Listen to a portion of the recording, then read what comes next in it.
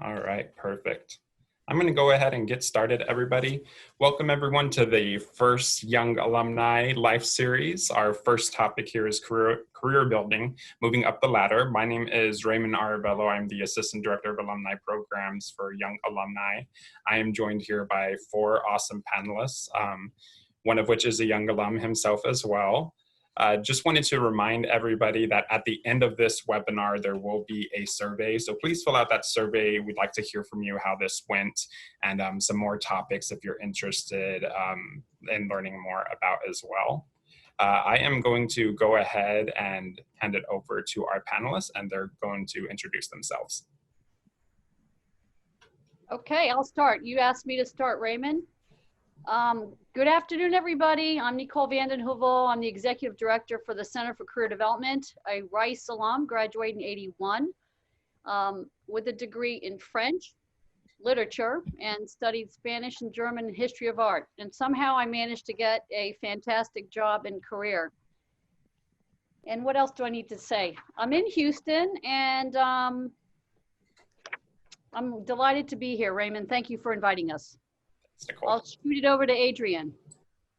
Thank you, Nicole. So my name is Adrian Valenzuela. I was undergraduate Rice class of '04. I got my master's shortly afterwards in electrical engineering.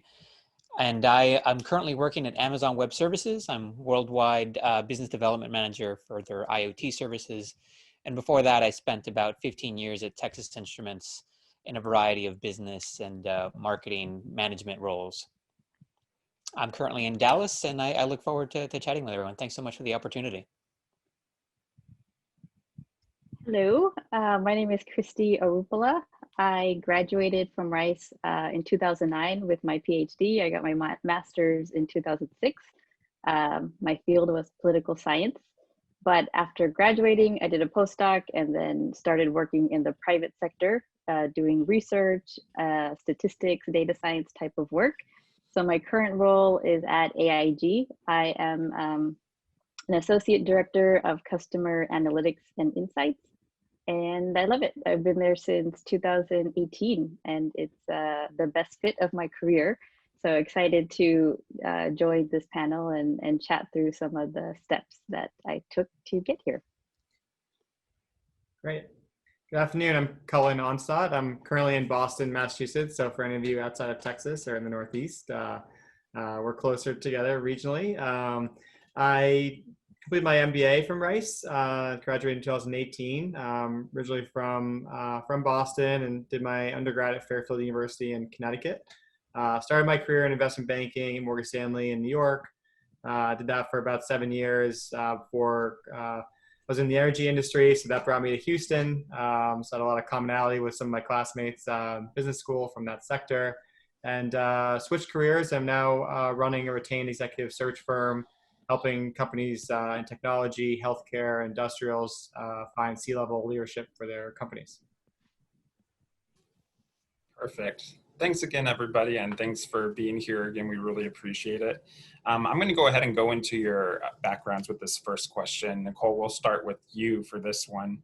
What challenges did you face in your career projections, and how did you overcome those challenges? Okay, well, I'll just put it all on the table. I faced a position where I thought I should be promoted, and I didn't get promoted. I've also been promoted into a position that I really wasn't quite ready for. And I can talk about that as well. But let me just talk about an example. I think sometimes people feel like, you know, I'm ready to get promoted and I should get promoted. We all think that we do the right work and we're going to be recognized for it, right? Ideally, that's how life works, but it doesn't always work that way. And I'd been in this position for a while, and I thought, okay, I've proven myself, and I made my case, and I talked to my boss about it. But why didn't I get promoted? Not because I couldn't do the job, and not because she didn't feel like I was ready. The organization wasn't ready. The organization didn't have the right structure to allow for that promotion. I know it doesn't sound fair, but you know, companies have to work within a budget and an organizational structure. It was really disappointing for me. my advice to that, and that can happen, that happens a lot. My advice was, okay, I mean, I still stayed in the job, remain positive, make sure that you communicate with your boss. This is why, and I'm going to show you some outcomes and some real deliverables that I've done. She totally agreed with me, but I just, it wasn't ready. This doesn't sound fair, like I said. So I also made sure that I communicated with her boss. And a lot of people have hesitation to think, I can't go outside of the loop. You can do it in a kind of a organic way. Make sure you are, I just went and had coffee with him and just said, hey, I just want to get to know you. Here's what I've been doing. Really love what I do. Just want to let you know, this is what I'd like to get to. And the other thing that I also did was communicate regularly with my boss to make sure she knew I was still really interested in getting that promotion. The key is always to remain positive. Don't feel like, okay, woe is me, I didn't get it. So now I'm going to retreat from the team and I'm not going to show up. I that tried even extra hard to go outside of my job responsibilities and to volunteer and offer to do stuff outside of my job. So she could see that I was still really, really committed to getting that promotion. And eventually I did get that promotion. The timing wasn't what I wanted, but I hung in there and remained positive and professional. I think that's really important.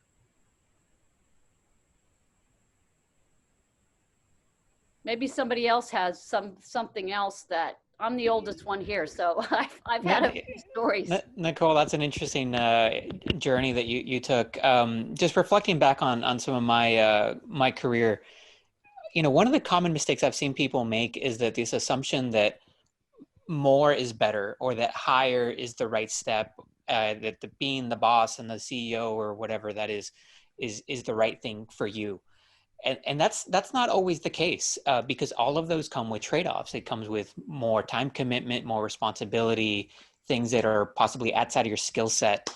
So I think a lot of people should probably do that soul searching to figure out if that's really what they want. And just reflecting back on my career, there was a point where I had done a series of roles where I had put in my 10,000 hours. I was very much an expert in those roles. And in my heart of hearts, I knew I didn't want that next job up for a variety of reasons. And then this comes to the challenge of, what do? Do you go into that role and pretend to do it knowing you won't like it? Or do you set yourself up for failure? Or do you keep doing what you're doing? And there's no answer to that for everyone. But for me, it took a little bit of reflection to do a 360 audit to see what the possibilities out there, to see what else I could do. And for me, it wasn't just keep going up, because I know what that probably feels like. For me, it was maybe take a step sideways, maybe go try something new and continue to grow in a different direction.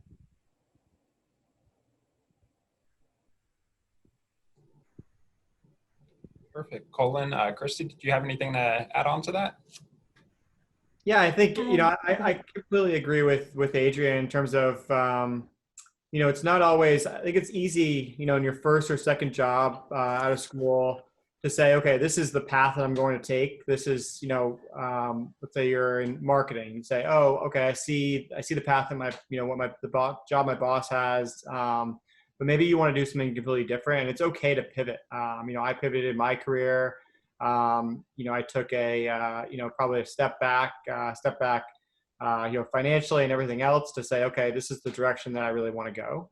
So I think, you know, it's hard to say, you know, don't be afraid to make changes. But, you know, one thing that I always love to do is I love talking to people that have, you know, very different careers than myself. You know, it's easy to live in that bubble and to talk to others that are, you know, doing similar jobs as you. And, you know, that's one thing I did at Rice is, you know, talk to my classmates that were, you know, engineers or, you know, had different functional expertise, and just really learn from them. Say, you know, what is your job like? What are the, you know, key criteria that make you successful at your job? And, you know, I think you really have, you know, first 10 years or longer in your career to really, you know, think through making a change. So I'd say, you know, be open and learn from others.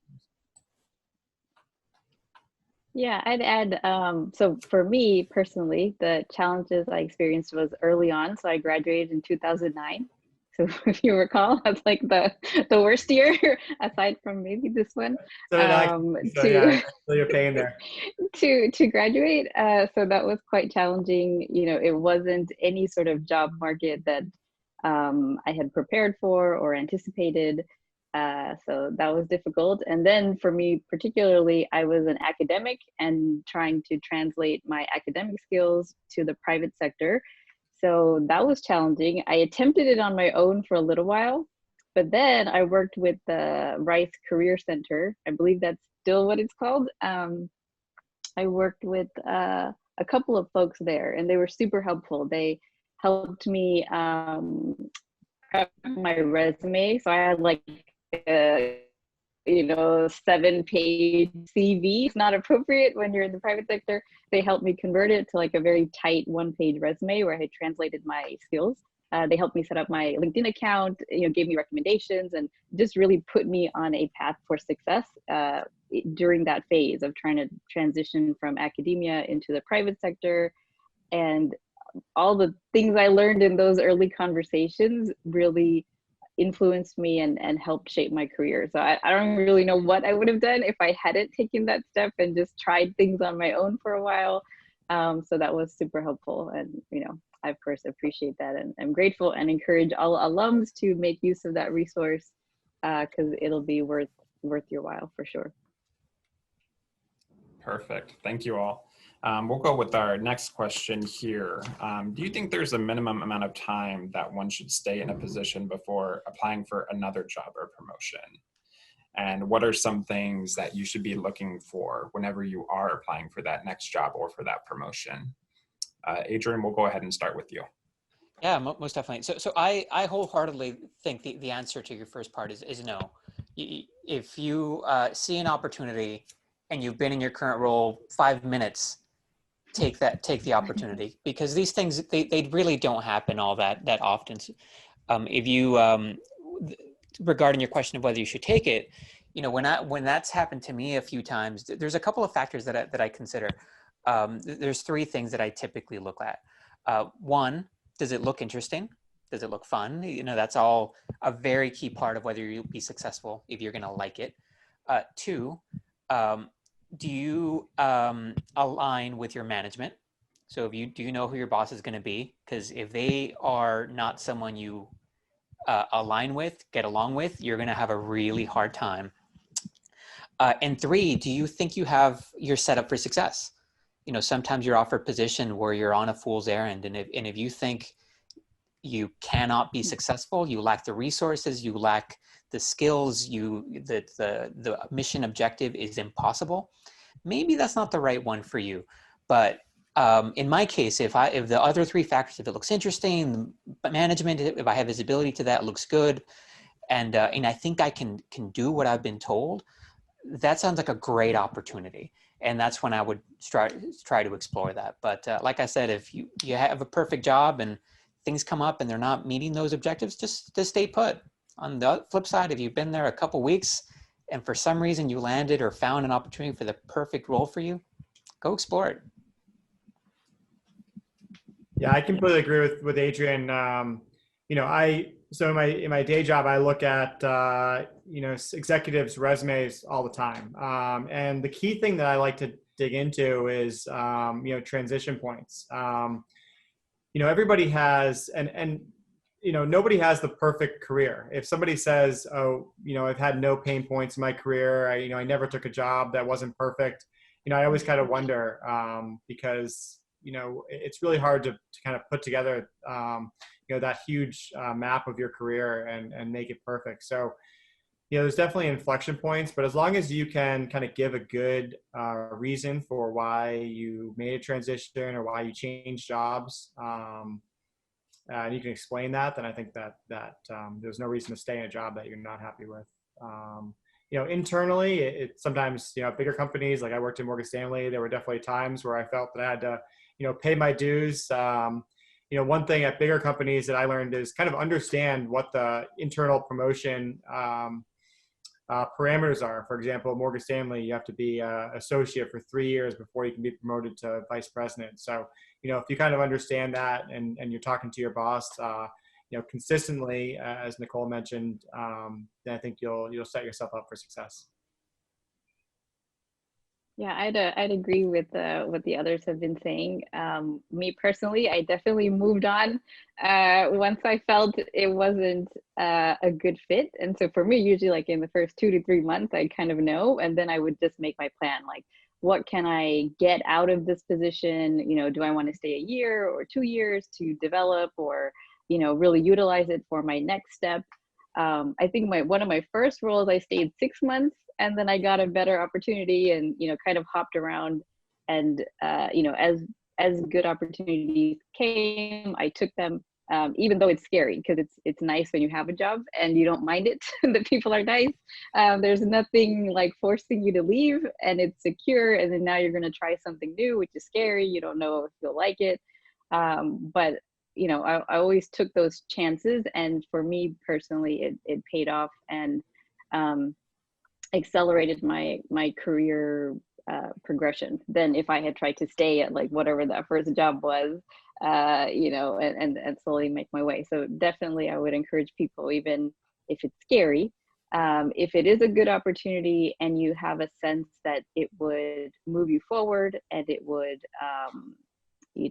challenge you and all of that, then I would suggest you take it. And you may get a question later in interviews like, oh, you seem to be hopping around, but for me, it never created an issue. I was able to explain that I got better opportunities. I didn't decline them, and so yeah, I would encourage that for sure.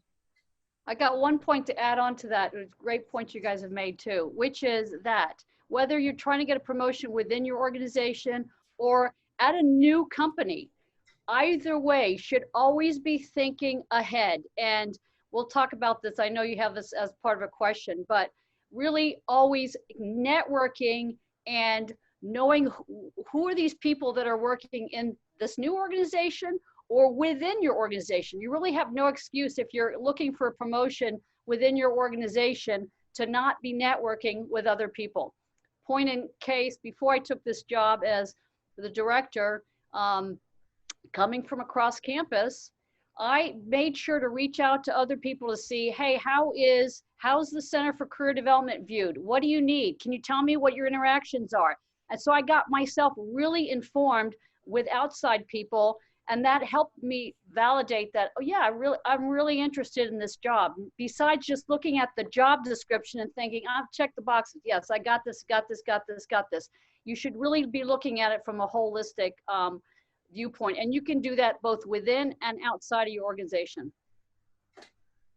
Perfect. Thank you all. We actually have a question from one of our attendees here. What is the best way to brand yourself, especially on online profiles like LinkedIn, when you have varied experiences and interests? Christy or Nicole, if you want to take it first, go ahead. Because this is my baby. I love it. I love talking about your personal brand now more than ever. And Christy, weigh in on this, but now more than ever, with COVID and everything being not in person, it is that much more important that you have a very, very strong brand. And where do you start? LinkedIn. That's it. I mean, and also you all, Sally Portal. If you're not on Sally Portal, you need to be in Sally Portal.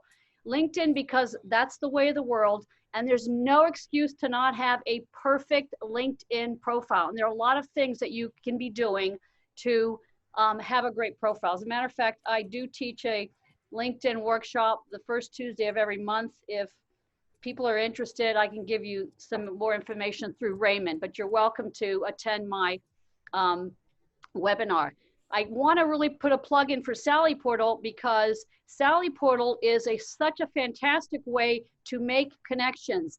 And it's a real easy way. Everybody who's in Sally Portal is either an alum or student saying, I'm looking for connections, I'm looking for mentorship or advice, or they're alums like me saying, I'm willing to give you mentorship and advice. So there's really no excuse to have a really strong profile in both Sally Portal and LinkedIn. Okay, I'm off my soapbox. Thanks, Nicole. Christy, did you have anything to add on to that? I agree with everything Nicole said. Keeping your LinkedIn profile updated. So even if you have a job that you love, you're not really interested in moving. I think keeping it updated, keeping it fresh, adding new skills, making sure it's not like this dormant, dusty thing, I think is going to only be helpful for you. Yeah, because Yeah, that's research, right? Adrian, buzzwords, keywords, so important in your LinkedIn. Yeah, I thought I had a good LinkedIn, but after your comment, Nicole, I'm kind of nervous. I hope you don't look at it. That's okay. I've already connected with you. I'll go back and look at it. Some helpful advice. But about brand. After this. Yeah, really, we're gonna go into a workshop soon. But a couple comments on the brand. Like LinkedIn is such a critical component on who you want to present yourself to the external world, because you can use your words, you can tag the SEO that you want, you can link to all the good things you want the world to know about you. And that's critical, especially if you interface externally a lot or you're applying to a job externally. Internal to your own company, that's a different animal, because you typically don't look up your coworkers intra-company on LinkedIn, usually, not always. Managing your brand within a company is also super important, because perception is reality. What people think about you, what they think you're good at, is what you're good at. So you got to make sure that people are aware of what your strengths are. So always advertise your strengths and volunteer for projects that that you're going to be good at.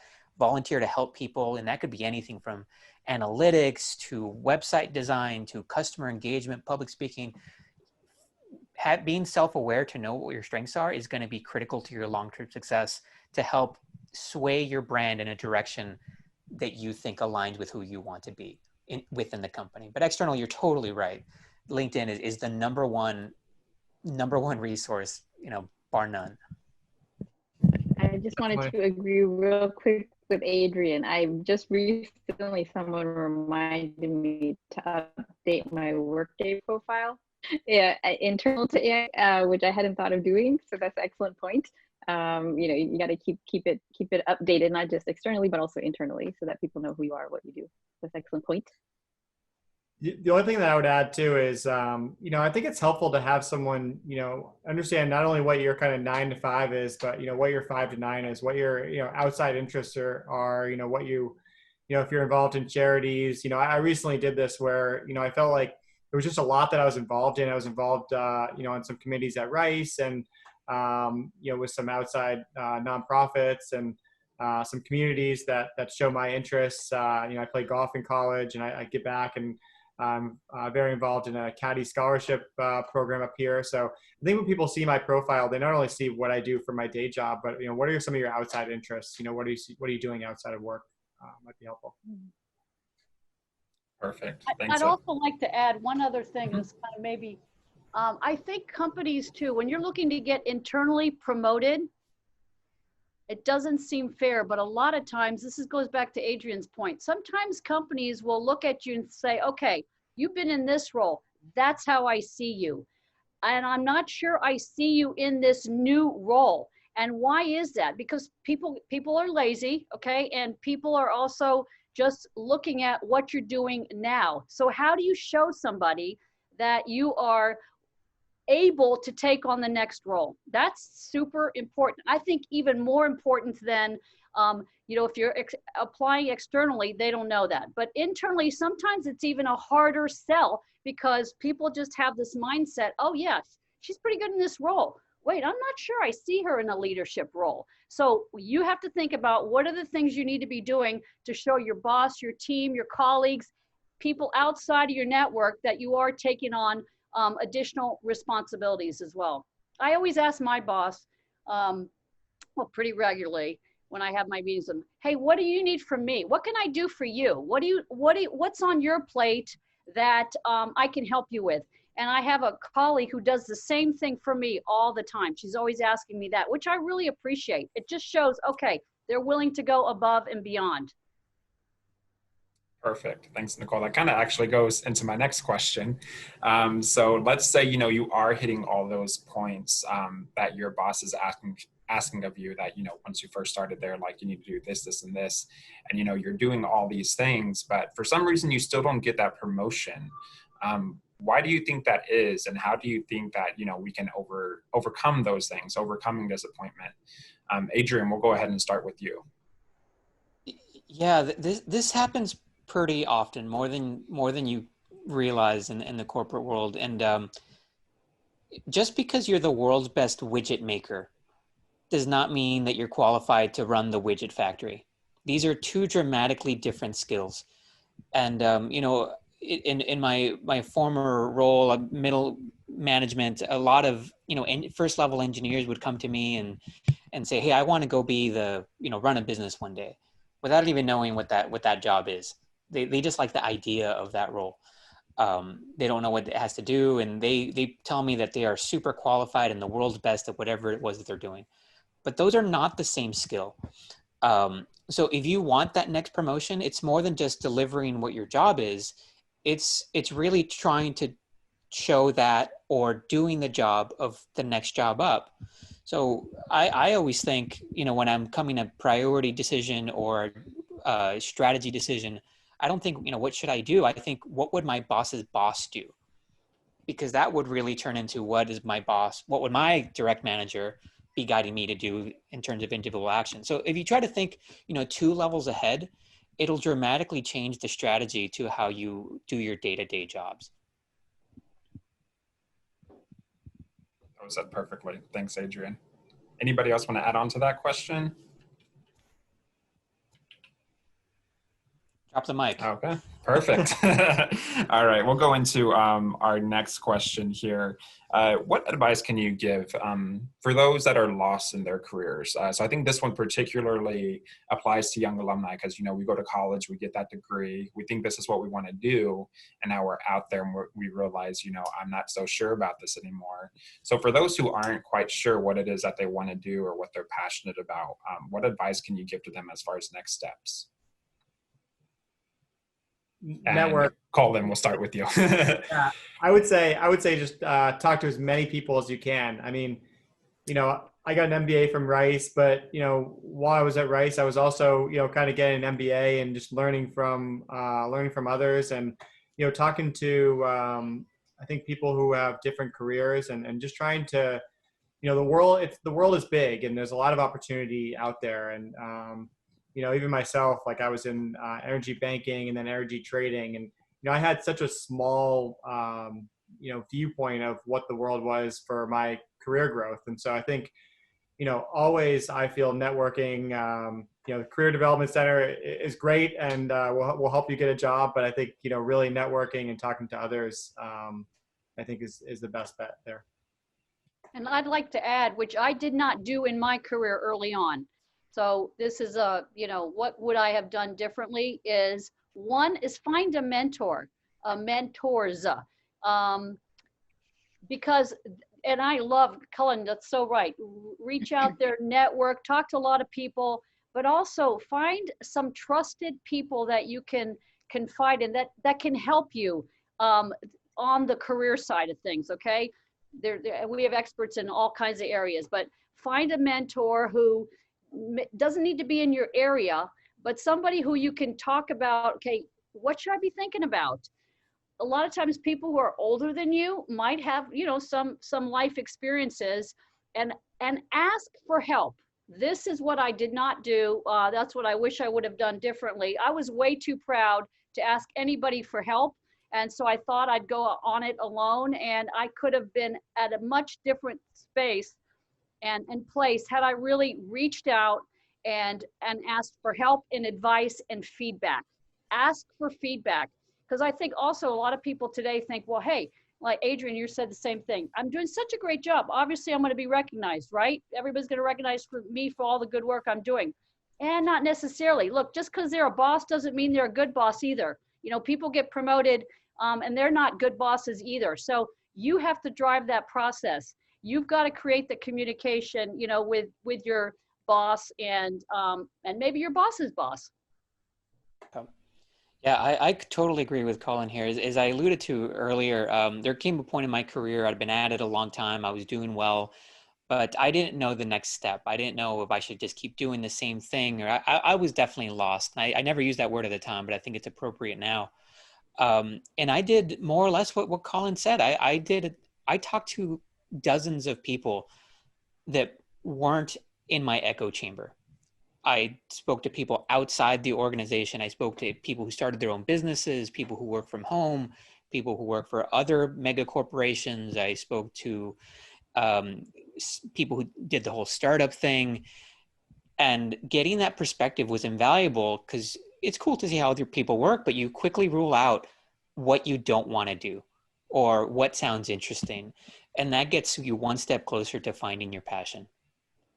And where do you start again? Okay, plugging in Sally Portal. Go to Sally Portal because you can look at everybody's profile and they'll say willing to help, willing to help. And people want to help.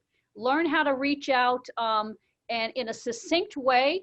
Don't say, I need an hour of your time. Do you have 15 minutes? That's all you need. Start there. And who's not going to give you 15 minutes to talk and connect with you? And you can cold call. People really do want to help. I was thinking about this. I probably connect at least 4 people a week to different connections. Cullen, I'm sure you do have it much more. And then I probably meet at least 5 new people a week that I love adding to my profile. So, I mean, definitely that's what I do, but still put yourself in that mindset.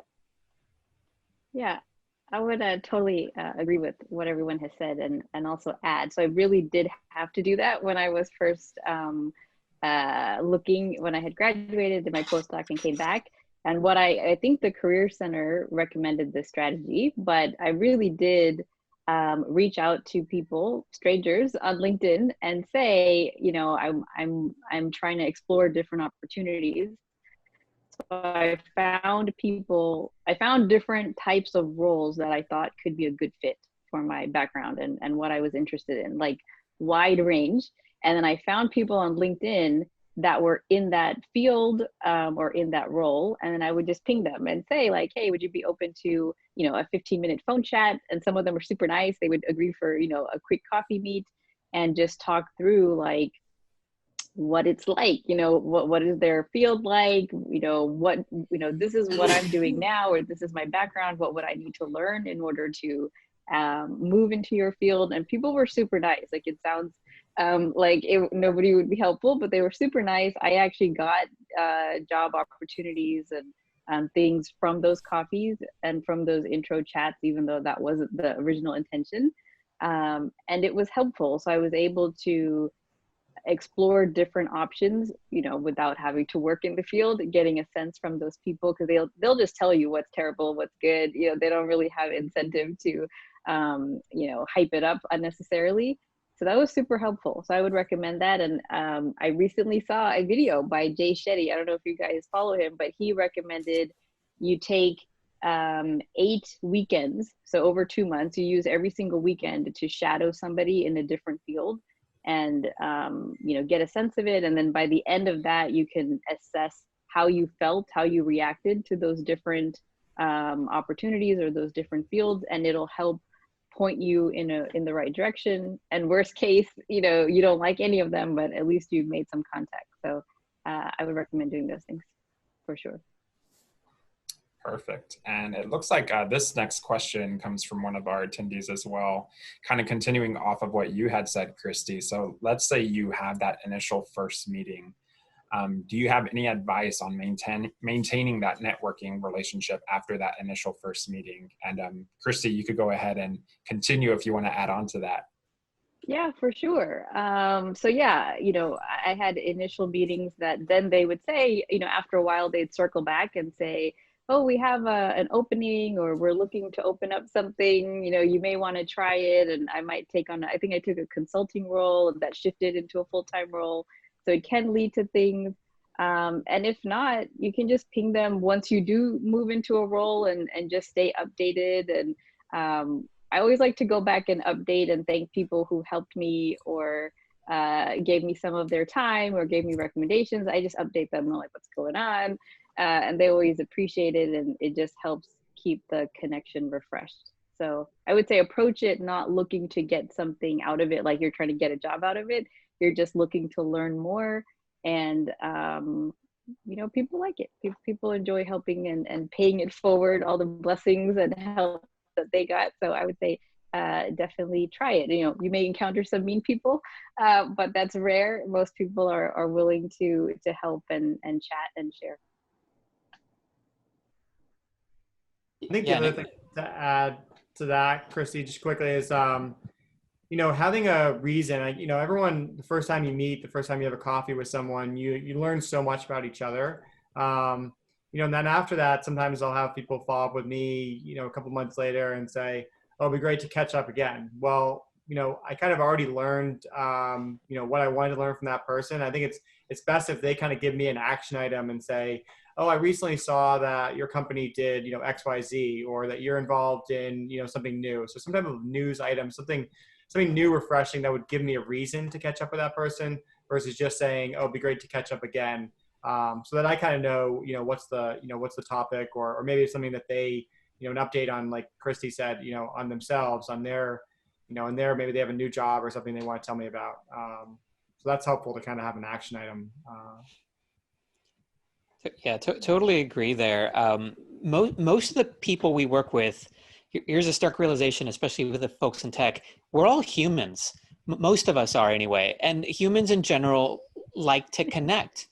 They want to find something to connect about.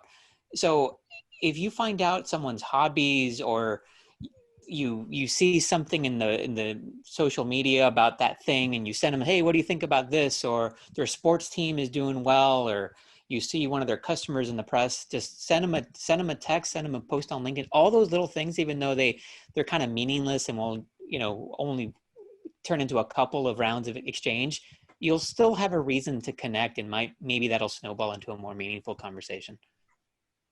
And last thing, this applies to everything. You don't get promoted, you feel badly, you want a new job, whatever. Come to the spot with a positive attitude.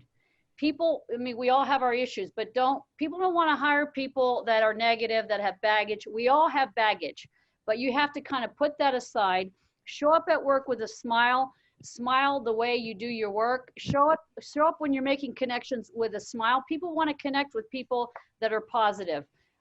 We all have our issues, right? But like I said, that's not the place. And thank you goes a long way. I always tell our students, always start a conversation with, "Thank you so much for taking the time." This is so basic, but still people forget. And then, "Thank you again for your time." And then send a thank you note after you've talked to them. And Cullen, totally agree with you.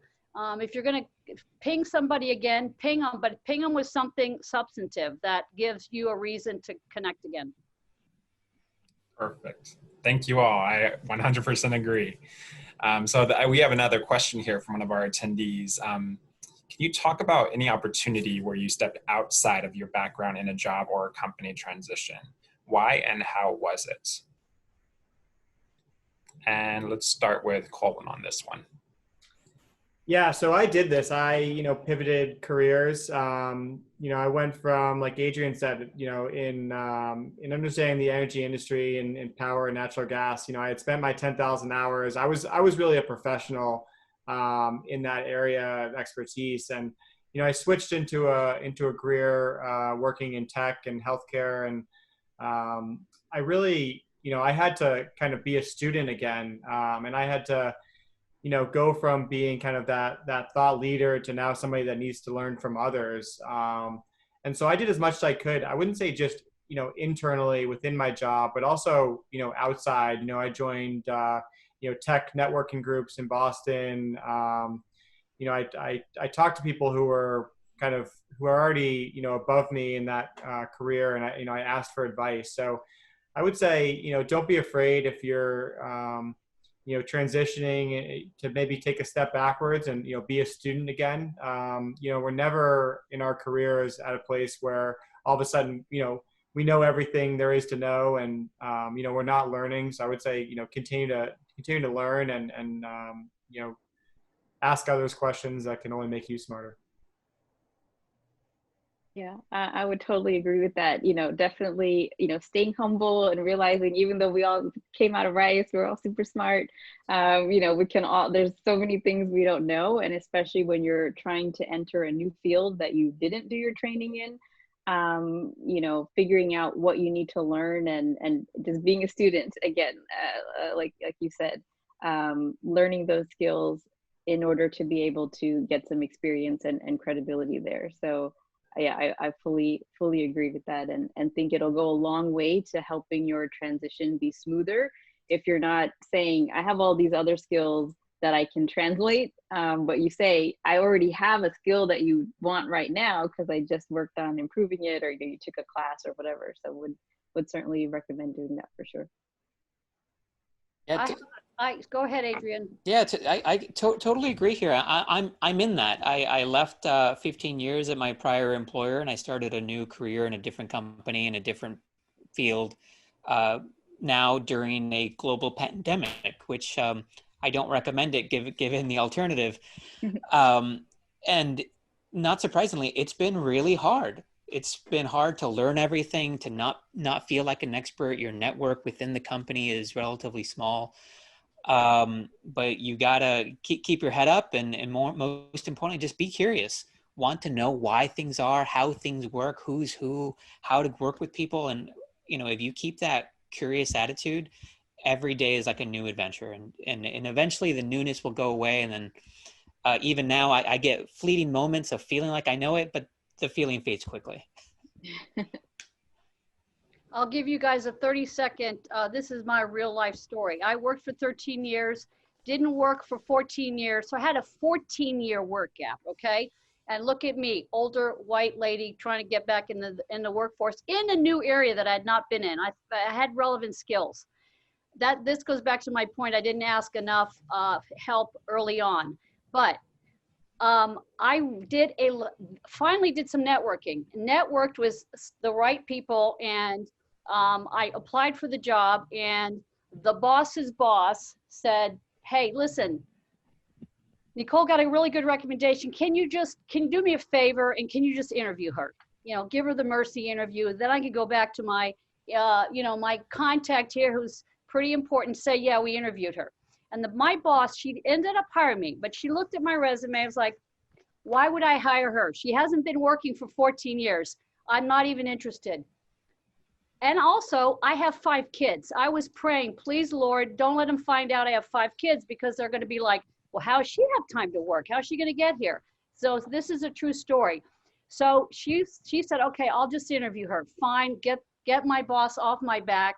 That's all I wanted, would give me an opportunity, get my foot in the door. Got my foot in the door, got the job, and the rest is history. But that is, I didn't get in because, she looked at my resume and I thought I had really relevant stuff, but she was looking like she's got a 14-year work gap. I don't even want to be bothered. I don't blame them, but that's how people think. That's how human resources people think as well. So you really have to think beyond that. And then the last thing is, always make sure you have a perfect resume. Your resume is still your entry point. So that's super, super important. Perfect. All great points. Thank you all. So let's say you get that promotion that you wanted, you get that dream job that you always wanted, but then it turns out that it's not the job that you thought it was. What do you do? Do you think you should stay in that job, or do you think it's time to explore another opportunity? Adrian, let's start with you.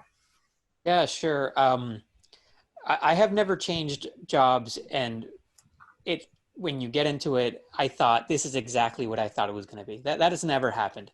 So you have to realize that once you're in there, the brochure might not match reality. Sometimes it's better, and sometimes it's not. So you do have to give yourself a grace period to really know what the role is like, so that you build a little bit of the skills to be comfortable in it. But if you think you truly know this is a terrible fit, you don't have the skills, it's not fun, and you will never grow into it. If you know that's the case, then move on. Life's too short to be in a miserable role, even if you think it's what you thought you wanted to do, the year before. But I don't think you should force yourself to stay a specific amount of time. you should give yourself the grace period to know what it really is like. Perfect. Thanks, Adrian. Anybody else wanted to add on to that? Okay. Well said. Go ahead, Colin. Question. I think that's well said. The only thing I would add is kind of always, Adrian kind of talked about this earlier. Look at what that next progression is. Look at what your boss's job is. What their boss's boss job is, and kind of develop the game plan for yourself, the pathway for where you, especially at a big company like an Amazon, or I worked at Morgan Stanley.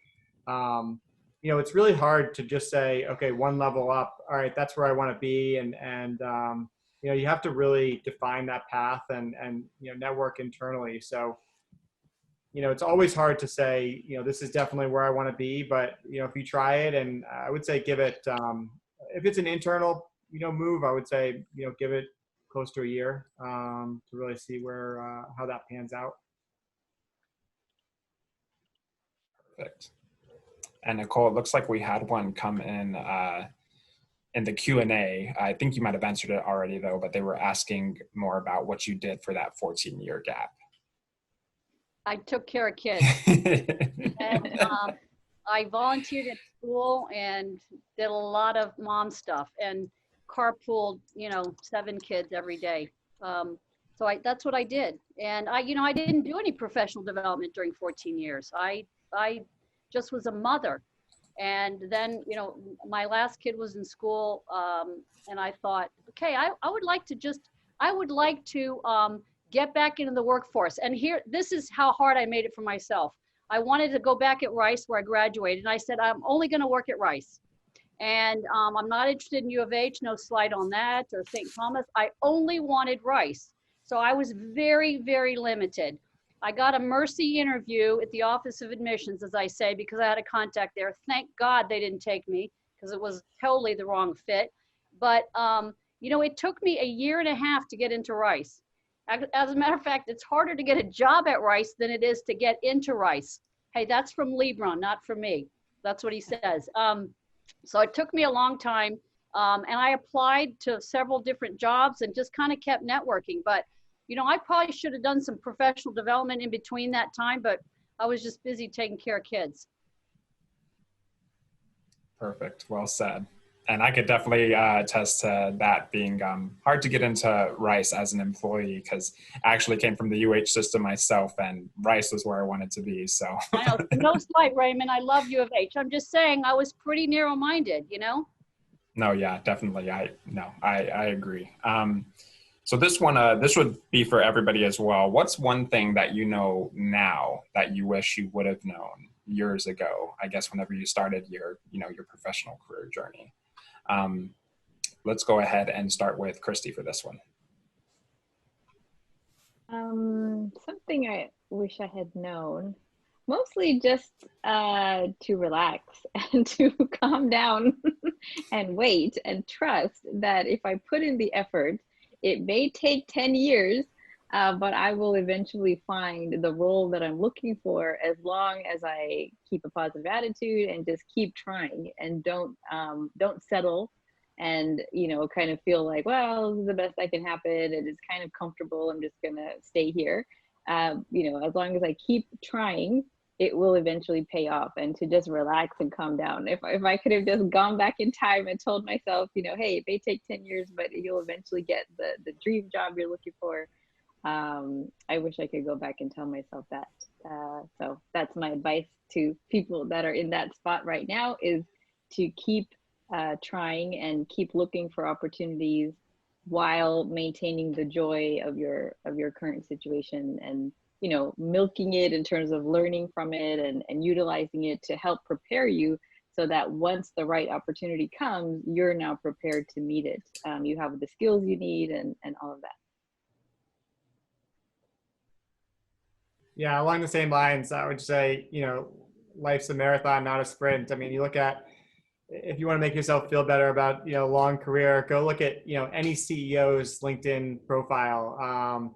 What they did, right after they graduated college, what they did for the first, 5 or 10 years of their career, probably didn't translate to what they're doing now. You know, they were probably serial entrepreneurs. They've, you know, had, you know, ventures that weren't as successful as what they were doing now. So, you know, I would say just be patient. You know, I'm somebody, you know, I lack patience at times in my career. And the other thing is too, I think I always compared myself. You know, I lived in New York, I worked in finance. It was a competitive, you know, structure. And so I always compared myself to others. I said, oh, this person's, you know, in the same, you know, they're promoted faster than I was.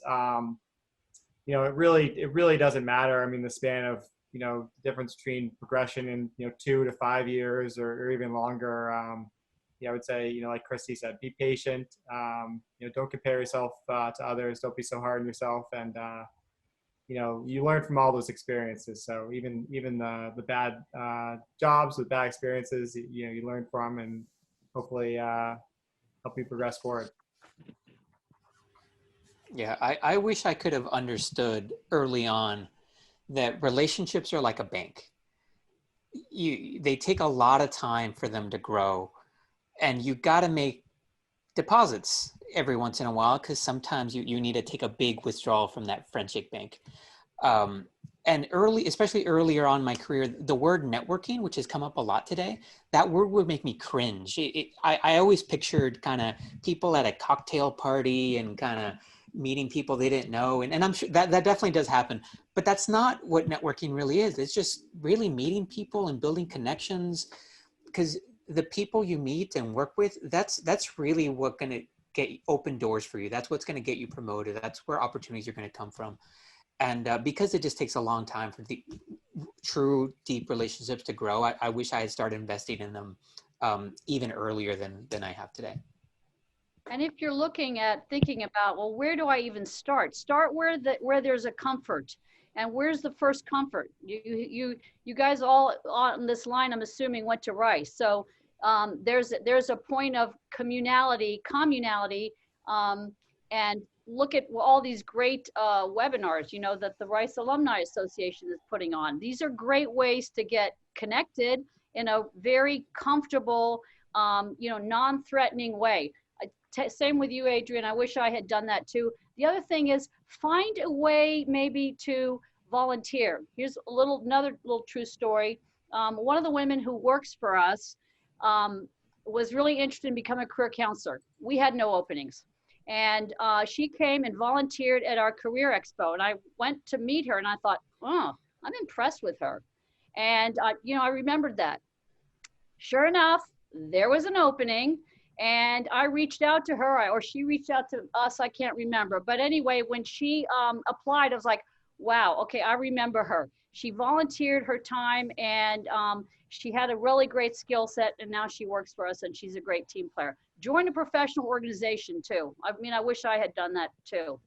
Connections, join a professional organization, and network, like I said, what Adrian says. Perfect. I think we have time for one more question, and I'll go ahead and ask this one since I don't see any. I think we answered all the ones out there in the audience. Since we're now in this this pandemic environment now, what's one thing that you think now that's more important now more than ever in order to progress in your career? And for this one, we can let's start with Christy on this one. I would say working on your skills, even if it's your current role or a future role, you know, your promotion, something you're interested in. I think, I don't know about you guys, AIG is working from home, remote until January, so we don't have the commute. So people have, you know, extra pockets of time. So I would say focus on building your skill set, you know, refining, honing it, adding new things that'll either help you in your current role or help prepare you for whatever you're interested in next. Because I think even though it's not a nice time that we're in this pandemic, I think it's a way to use it in a positive way that'll actually be beneficial for you long term. Okay, I'd also say this, check the boxes that you can check right now. Make sure you have a fantastic LinkedIn profile. That's super important. I can't say enough. when was the last time you updated your resume? Because what if that opportunity does come about and somebody says, okay, send me your resume? That's very stressful. I mean, I've been doing this for a long time. It's hard and it takes a lot of iterations to have a really good resume. If you're young, a 1-page resume max. If you're old like me, you might can have a 2-page resume, but resumes are still super important. So if you have the time, check off some of those technical boxes that you can do. And for sure, Christy, I agree with you. Wow, there are a lot of free courses out there, a lot of free certifications. Take advantage of that. I want to give a slightly different answer here. We all have to realize this situation is terrible. Like there's nothing good about being stuck at home. So yes, do your job and that's fantastic. But realize my number one priority is my physical and emotional well-being and that of my family. So especially being 10 feet away from where I work and where I sleep, it's very easy to get stuck in a permanent work situation, which is not good for anybody. It's stress inducing, you never unplug. And so more than anything, I have forced myself to get a better work-life balance in this situation. Otherwise you get stuck in this cycle of just always being online, which is I'm of the opinion is not healthy for any part of us. So just trying to separate those as much as you can and having real work hours, to me, that's where I've been working during this situation. Yeah, that's great advice, Adrian. Yeah. I would say one thing that I did is I kind of thought about what my commute time, used to be, and I try to do something, new and different that's not, just logging on to work an hour early or staying an hour later.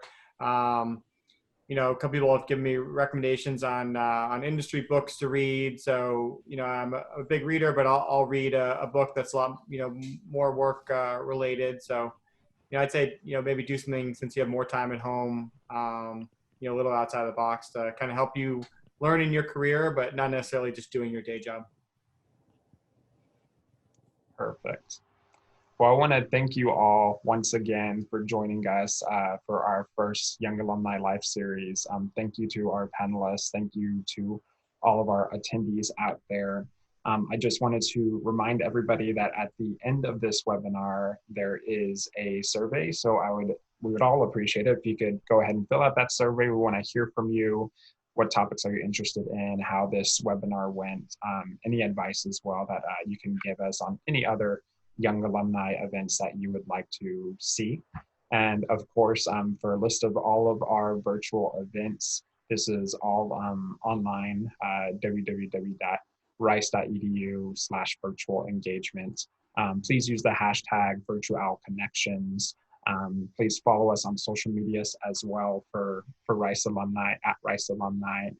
And once again, thank you everybody for being here. Cullen, Adrian, Christy, Nicole, I really appreciate it. This was our first event. I think it was a success. And all of you out there, thank you for attending. And more importantly, thank you to you, Raymond, for putting this together, rounding us up and facilitating. Well done. Thank you. I appreciate it. All right, everyone. Well, you all have a good day. Thank you. You too. Thank you. Everybody, nice to meet you guys. Thanks. Bye.